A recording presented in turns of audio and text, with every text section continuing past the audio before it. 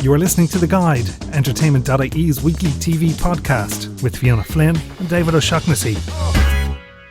Hi and welcome to another episode of The Guide podcast, where we can only really talk about one thing this week, and that is, of course, making a murderer. That's my intention of doing the intro music. That's all Spanish guitar and it's almost, I don't know if movie. it's just because we're in it, writing about it or thinking about it or talking about it, but I feel like it could be it's close everywhere. to getting to saturation point. No, I know it's everywhere, but it's like saturation point. getting to the point, Like even next week, I feel like people will just not want to talk about it anymore. Yeah, they'll be done. It was like last year with Serial, and the case of Adnan was so important and everyone wanted him to get justice, and now it's like, oh yeah, how's that going? How's that going on? I'm Has sure he gotten all justice? right. Sure, look at yeah. It's all about Stephen Avery now. Yeah. So yeah, you obviously watched all 10 episodes of it. What did you think? I mean, I enjoyed it. Yeah. I as opposed to like Serial, which was over like 10 weeks, 10 even weeks, longer, yeah, because I she took a think bigger so, break towards the end. I didn't do it in the way that everyone did. I know it came out on the 18th of December, and a lot of people were like into it straight away. Or a lot of people spent their Christmas Eves or their Christmas days and their Stephen's Day watching it all. Yeah. I broke it up mainly because I didn't have the time to watch it all in a go. I did the most I watched. You don't was have 10 hours to sit in the I couch don't and have 10 watch. hours to do nothing. Sorry, I'm too busy. I watched like the first episode, and I watched the second and third, and then I watched 4, 5, 6, 7, 8. Yeah. That was the biggest chunk I did, and I actually was like almost falling asleep because it was just too much information. Yeah. And then I watched the 9, 10. No, I watched It's fine. whatever. Yeah. The way that I watched it doesn't matter, but I didn't watch it the way that most people did, which was sit down and watch 8 Like to binge 10 watch it, yeah, in a row. yeah. And be done with it, and then be able to obviously Google everything, and that's now why the internet is full of Yeah. this, that, and every other story about it. I know. It was so hard because I'd watched the first 7 episodes like straight away, back to back. And then because it was over the Christmas and New Year's and stuff, and there was like actual legit family things happening. Yeah. But so often I was just like, I just maybe go and watch an episode of Making a Yeah, Murderer, please. I was kind of annoyingly like they were all an hour long, so you couldn't just Yeah. like, I'll just sneak one Can't in. just slip one in, yeah. You had to be like, okay, I'm going away for an hour. Yeah, Leave exactly, me alone. yeah. But it's amazing. I remember hearing about it over the Christmas and people were tweeting, and I kind of thought, oh, it's a good Netflix documentary to watch. And then all of a sudden it was just constant all over my Twitter that it was like, you need to be watching this, you need to be watching it. I was like, seriously, it's just a documentary. Like, when is it? I don't know if there's like a precedent for a documentary series to take off this much, other than I know the fact that there is like previous stories like this, like the Jinx and Serial. Yeah. But just for but I don't know, it's bizarre. Is there anything previous to it? I that you don't could really compare think it to? so. Not documentary anyway. I feel like it's another like Netflix phenomenon that it's where they just dump an entire series Yeah. and people just cannot get enough of it. Because I think that is one of the huge reasons behind it, is that we had 10 episodes completely at our disposal over the Christmas Yeah. to watch. Like, I can't imagine this working without Netflix. Like, if this had just been a 10-week documentary that had aired over the course of whatever on Sky or American Network Channel or something like that, we just got 1 hour a week, I just don't think it would have built in the same way. No, But because I think what would happen is that between episodes, people would have Googled it and be like, oh, well, I know what happens, so I'm not going to watch anymore. Wouldn't have worked. Whereas Netflix is the only way something like this could have worked. A streaming now. service just gives you it all. Yeah, And then you limit yourself to your exposure to it because Yeah. you're like, oh, well, I can do it when I'm free. Yeah. So, yeah, your life is the only thing that stops you from watching it. Yeah, but it's funny because it I wonder when they were, because I think the program makers or the documentary makers had gone to a few different networks with it, but it was Netflix that were the ones that were like, yes, straight away, we don't want 8 episodes, we want 10 episodes. Yeah. But I wonder then, were they going off the back of things like Serial and the Jinx and that, going like, okay, I think this could be another one of those for us? Like, could Netflix have even predicted that it would have become what it's become? Well, Netflix, I know from like what they've like released in PR statements and stuff like that, is that they very much monitor. And they have that like whole database of like they know what everyone's watching and when people are watching, how much of each episode are watching, how much of a series people are watching, what people's things are like. The reason that they did the House of Cards is that they knew people liked The West Wing, and they knew that people liked kind of like darker things, like were like kind of with anti-heroes and stuff like that. Yeah, so that's how House of Cards came about. And I know that Netflix bought it in 2013, so this is pre-Serial. So Netflix actually had it in their back pocket before the Jinx. Obviously, the Jinx was being made a long time as well. Yeah. And Serial, it took a while to be made, but this is... They would never have known. They wouldn't have. Yeah. Well, maybe they did, but it's very unlikely that they knew about each other. So they bought it in 2013 and just sat it out and waited for obviously up to date Yeah, that's even kind of more interesting though, because then you've got 3 different things that just kind of all came out at the same time. That it's kind of how, like, basically it is just a natural evolution of, like, the crime genre or the true crime genre. Crime, yeah. Because I remember doing that in college back in the day, of, like, studying cultural phenomenon and the reasons why they happen. And, you know, like in the 90s, there was this huge thing of, like, conspiracy theory shows, and UFOs everyone loved the X-Files, and yeah. that kind of stemmed into loads of stuff, like, all the way down through pop culture. Whereas now it seems like we all just want to be these armchair detectives and solve crimes, and, you know, it's no longer about, like, CSI or anything like that. Like, we want the real life gritty stories about what's actually happening in the justice system in America, and, you know, getting to the, like, bottom of these cases ourselves. But the problem is the real life stories that there is, like, we may never know what happened to Teresa Halbach. Yeah, that's one of the things I have problems with, the likes of the Jinx, not so much, because I feel like it was definitive in its ending. That kind of had an outcome for everyone. Yeah, but also it was about how this guy broke and paged his way out of the system and was more than likely responsible. And like, you know, you kind of no one came away, no one come, like, the spoiler. Yeah. No one comes away from the Jinx thinking that there's any question over it, over his guilt. Yeah, absolutely. Yeah. Whereas Serial had us all going for about 10 weeks. Plus, and still people don't know about it. And same with this. And I don't know, it's a weird feeling. I got this feeling with Serial around my 3rd or 4th episode in, and I kind of grew towards the end of it, and because it was such a phenomenon. And with this, I only kind of felt it afterwards, because I binge watched it in maybe like a total of 4 days, 5 days. That I think exploitative, I don't think is the right word, but I almost feel it's like when there's something that's the focus, like an unsolved thing, or there's no set ending to it, like, there are victims here, and I kind of feel like people are like, oh yeah, poor Stephen Avery, he's the victim, or poor Adnan, he's the victim. I know. And I'm like, you can't forget about Teresa Halbach and Heyman Lee and their families. Yeah. And I almost feel like, what, like imagine if someone you loved had been murdered, and you didn't know the truth about it, and randomly people started making documentary without your permission, without your involvement about it, and it became a global phenomenon. Yeah. Oh no, it would be horrendous. There's no doubt about it. Like, but she's just not part of the discourse on it. Literally, it's all about, like, she's lost. And the same way the thing happened in Serial with that poor, like, the teenage girl. At the end of it, like, we're all sitting around going, like, did he do it? Did he not do it? And then it's like, oh God, a woman is dead. You know? I know. And someone killed her. Like, someone definitely murdered that girl. Yeah. So, like, that is a harrowing story in itself. But yet, I suppose the whole documentary is shaped completely from the perspective of the Averys. Like, we don't talk to, well, I think they'd asked if they wanted to, the producers of the documentary asked the Halbachs if they wanted to be a part of it. They said no. So you are, the whole time, like, that's the one thing that even at the end of it, you know, you're, like, totally rooting for Stephen, but, you know, the whole way through, it's even the music in it, how it's set up. You're completely told from the very beginning, or they want you to think that Stephen is innocent, you know, and that's how the whole documentary is set, from that one perspective. Yeah. So, you know, at the end of it, there was, you know, even when we put up a poll yesterday on the website of, you know, do you think he's guilty or not? And a few people were commenting, like, have you watched it? Of course he is. Or else he's innocent. Yeah. But it's like, no, like, it's, I don't know, maybe people are more skeptical than others, but there's still a significant amount of people out there, maybe not as much as those that think he's innocent, but as I said, the poll we did was like 81% guilty, 19% not guilty. No, other way around. 81%. 81% not guilty. I was like, no, that's right. Yeah, no. Totally. Not guilty. Yeah. Apologies, the other way around. 81% not guilty, 19% guilty. Yeah. Maybe that's what happened on the day. In the jury, there was just someone like me mixing up the facts. Yesterday, what was the news? The 2 documentaries were on. Yeah, they were on the television. Today Show in America, and the news was that one of the jurors had come to them and said that they had voted to sentence him to, that he was guilty, basically, but because they feared for their own safety. So there is that, like, even watching it, there is that weirdness at the end where, you know, the juror that had to go off. And he comes back and he's saying, the excused juror is saying how, you know, it was whatever, 7 people were going innocent. There was, you know, there was only the kind of loud people.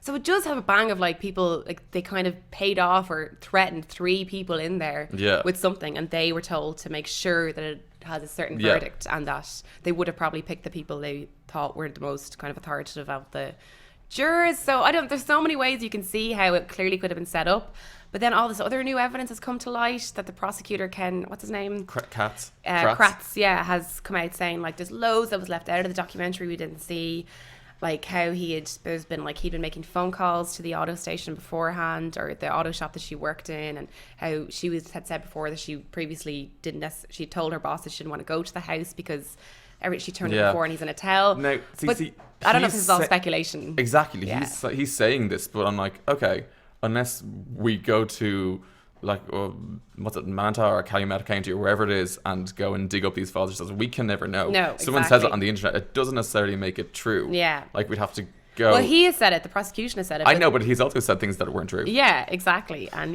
he's still a bit of a sleazeball who was like sexting people back in the day. In the day. But they had that like Dean Strang and him were on Fox News there yesterday as well. They weren't kind of debating off against each other, which would have been brilliant. But the journalist was talking to both of them, and every point that Kratz made, you were kind of like, oh, I didn't know this. But then Strang came along, who is basically the Atticus Finch of our generation. Yes, he's amazing. We all love amazing. Dean Strang. Like the whole way through, you're just like, oh my god, this guy's a hero. So is the other guy, Jerry. But he refuted everything. Like everything he was saying about, of course he rang looking for a few times. She did a really good job on taking the photos. Exactly. The car got sold. That's why he called. Yeah, everything that Kratz brought up, and I've seen that newer evidence that like you can explain. Yeah, like exactly. Logically, you can be like, he rang her loads of times because he was like, of course, maybe he's uncomfortable with someone new coming along. He's like, she's great. Let's get her back to see Yeah. But then there's sometimes you're so convinced he's innocent, and then you hear one thing and it just like changes everything, and you're like, oh my god. But the one thing I keep thinking of, even after watching it, is there's no way Bobby Dassey would have been able to keep up this facade for the last 10 years. Brendan. Bobby. Sorry, I always call him Bobby. Bobby's the brother. Bobby's the brother who came with the confession way later and I know. totally threw There's so many. We'll actually get that. There's so many people in that whole thing that you're like, why aren't they asking this guy more? That way, like the and why have they come out of nowhere and suddenly Bobby Dassey has the story about? Yeah, exactly. That like Bobby Dassey was there. Who else is there kind of suspicion over? The brother, probably unnecessarily. Yeah. But there's also the ex-boyfriend, the flatmate who didn't report her missing for 4 days, which I suppose isn't that unusual because people come and go in their 20s. But there's so many people that, and at the end of the day, if I don't know, the way I kind of keep thinking of it, not that I can get inside the mindset of a serial killer or a killer, but like if something had happened and you did murder someone and you lived in that town, your first thing would be like, oh, I'll just make it look like Stephen Avery did it. That would be easy. Exactly. The police will jump all over that. Exactly. So like even as soon as that happened, even the first few episodes where you're discovering that the incident even happened, you're like, this is so obviously someone setting him up. Like initially, and I think even that's the whole argument that someone else did it and the police wanted to frame him, not necessarily that the police killed him or killed her. But yeah, I'm just like, that's that's basic. Of course, someone would have planted stuff. Like, how difficult would it have been to get the body over to her place? They already know that the body wasn't burnt there on on the Avery plantation or whatever. So plantation Carlot Avery plantation. I knew as soon as I said it was wrong. But yeah, sorry, went off on a massive tangent there, which I can't even remember the point of.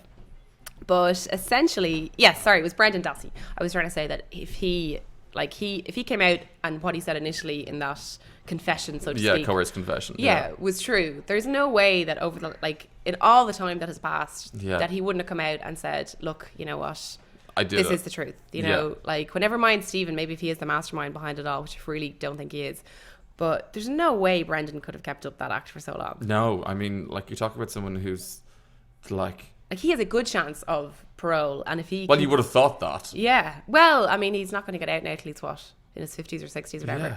But if he confessed, he'd have more of a chance. That kind of way. He's a stupid kid, didn't know what he was doing, was influenced by Stephen A. He would be out probably a lot faster.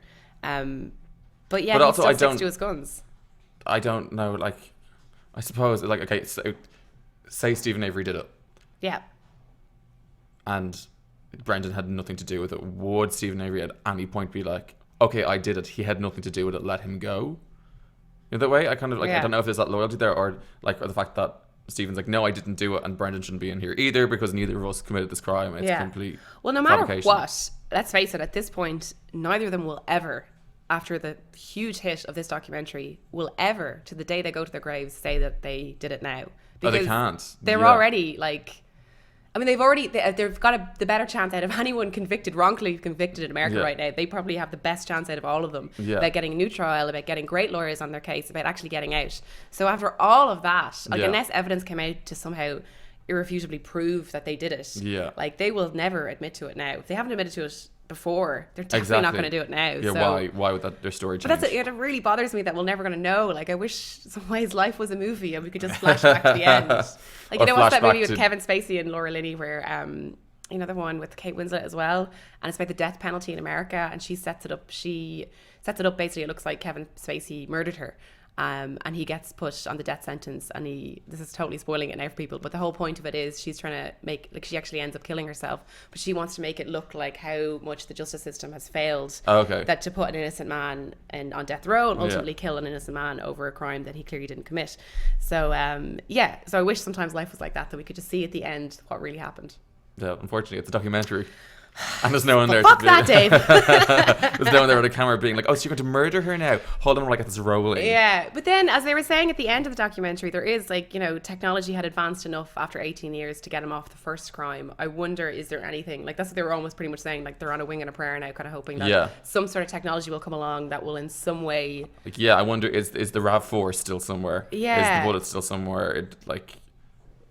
No, but there's so many things that so many things that just keep coming back to my head, like the fact that the key, remember, like, the key had his DNA in it, but it had none of hers. Yes. Which is impossible if it was hers and her key for however many years she owned the car. Like, there's no way unless he, like, bleached it and then put it where he put it. Exactly. But even then, they're like, and the lack of evidence is infuriating. And there's so many moments in the show, which is like the real typical Netflix like format, where the first 5 and the last 5 minutes something happens that you're like, well, I'm in now, or I need the next one because that's it. And it was like, I don't remember what episode it is, but it's like when Tom Lenk takes a stand and they're saying, so you're saying James Lenk, is it? Isn't not Tom Lenk?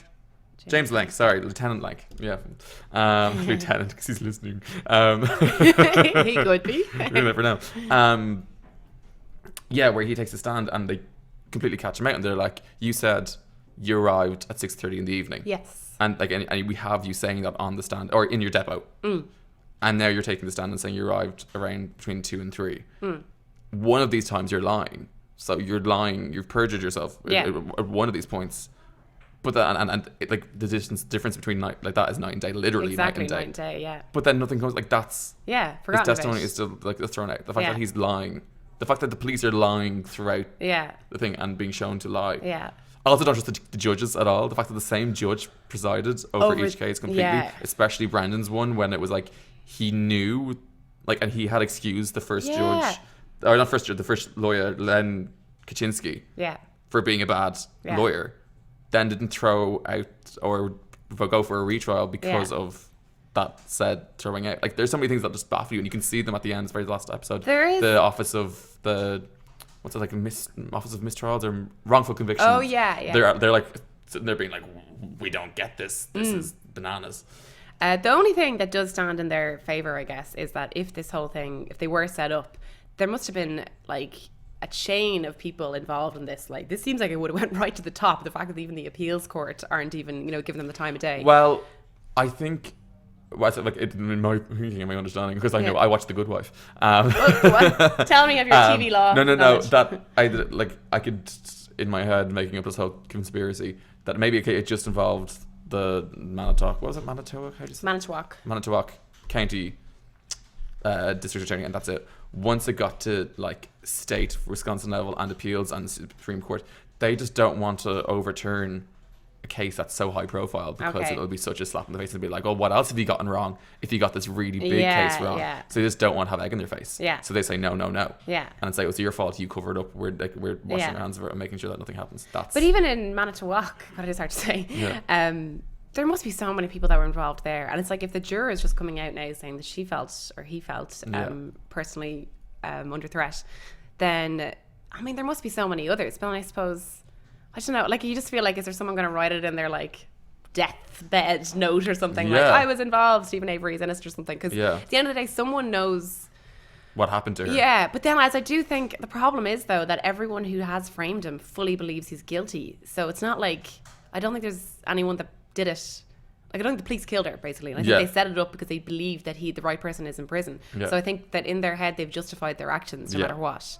So that's the problem. They'd probably have to. will. Yeah, they'd have to have. Or just to sleep at night, like, So, but yeah, it's just funny because, like, you look at, like, I don't know how America handled the O.J. Simpson trial. And, like, this is the same country that let him walk away. And, like, and Bob Durst. Yeah, and yet, like, the case against Stephen Avery, like, there was so many holes in it. But yet, well, obviously, that's the whole problem, that they wanted him to go down because he was who he was. Similar to Adnan in the serial case. So what's your not final thought, but what is your, after watching the 10 episodes, what was your final conclusion? Guilty or not guilty?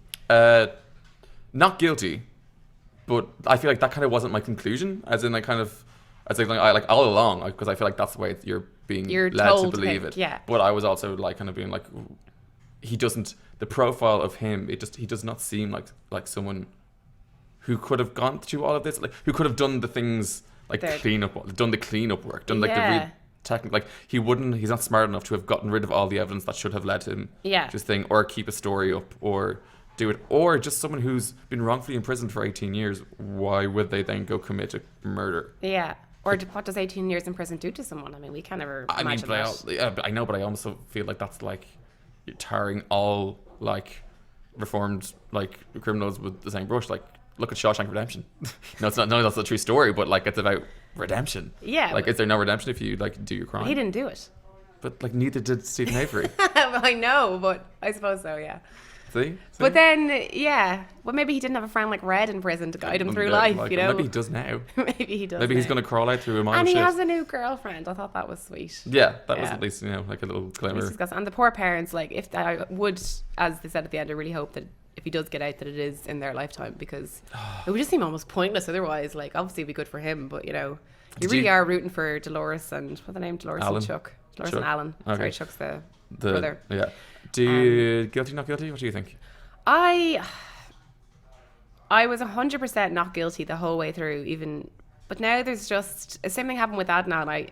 You have moments of like, oh my God, could he have done it? But then the thing is, to believe that he did it is to believe that he is a complete another sociopath, and you know, and to believe that he's kind of capable of it. I don't know. It just doesn't seem like the Stephen we know. Yeah. So no, I do think he was. He's innocent. I'm gonna say innocent. Yeah. Yeah. No, because I just feel like I'm one of these people that has stayed up late at night in like a Wikipedia black hole of looking like Ted Bundy and all those like the real life serial killers, and they always are like smart in a really weird way, and have weird habits and do weird things, and like, no offense, but Stephen Avery was not a smart man. No, like he's like it just doesn't make, it doesn't add up. Yeah. That's just it. Yeah, that's should have been called just it doesn't add up. It doesn't add up. Not making a murder. It doesn't add up. Yeah. So yeah, what do you think will happen then? How will this all pan out? Or will it all just be this like pop culture phenomenon that we all like that forget about in a few months? Yeah, which is the real tragedy here. Yeah. It's like, well, you'd hope that. Well, it hasn't done their case any harm anyway, I guess. Yeah, that's true. I suppose I would hope, that it helps appeal in some way, or that again a more high profile law firm or lawyer takes on the case, wants to do something there. But I feel like without Obama stepping in, like there's very little. Obama's probably watched it. Do you think he's 10 hours? 10 hours? He would, yeah. He watched his House of Cards, so yeah. He'd want to watch it because it's about his country and his judicial system. So yeah, maybe Obama better get on maybe it. He's waiting for his retirement. He's like, I'll watch it then when I can't get in trouble. I don't think he could ignore it. Even the people who are involved in it are like trying to avoid it. But there was a few of the people who, like the prosecution and stuff, that were saying like it's not even a like people keep calling it documentary, and it's not, it's not in chronological order. They kind of edit things in the order they want to show them in. But I don't know. I guess it is. It's so, there is parts where you're watching, it's like, that like true story thing that is on in the 90s, like the music of it or whatever was always like dun dun dun. Yeah. Like you knew. That's even when I was like, some of it was so intense getting all the details they were thrown at you. But like I was saying that to you the other day, when the music tensed up, you knew to like pay attention. Yeah. So yeah, I guess it was. They had you like, what's the word? Like, you've triggers in you, so you're like, it's something happening now. Yeah. So yeah, ultimately, I don't know. I can see definitely some more will happen with it. And again, everything moves so slowly in the justice system over there. I think what inevitably will happen is there'll be another show that we're all talking about in a few weeks, and this kind of will be forgotten about. Other than you'll Google every so often and want to know what happened. That's so sad, but it is. Or it'll crop up in the news, like more so than, it probably would have just been in like Wisconsin news if something happens with Stephen Avery, but now it'll be international news. Yeah, depending on the developments. If something huge happens, obviously we'll all be sucked in, but it's going to have to keep delivering over the next few weeks. But yeah, so it's a mad one. Like, as I said, it's kind of, you couldn't have really predicted before Christmas when we all went off on our hollybobs that we would come back and talking about it. A 10-part documentary series about a murder, Yeah. It's so bizarre. Bring on Game of Thrones, you know, it's all Yeah. about... Bring back Girls is coming back. Like, let's get to the lighter fare. Yeah, exactly. When Game of Thrones is lighter fare, I don't know what's become of the world. Yeah, exactly. So yeah, that's it. Let us know what you think of Making a Murderer. Whether or not you think he's guilty or not. Or not guilty, yeah. God, though, imagine if he was. No, he's not guilty. Yeah. But yeah, okay, that's it. I think. Adios. See ya.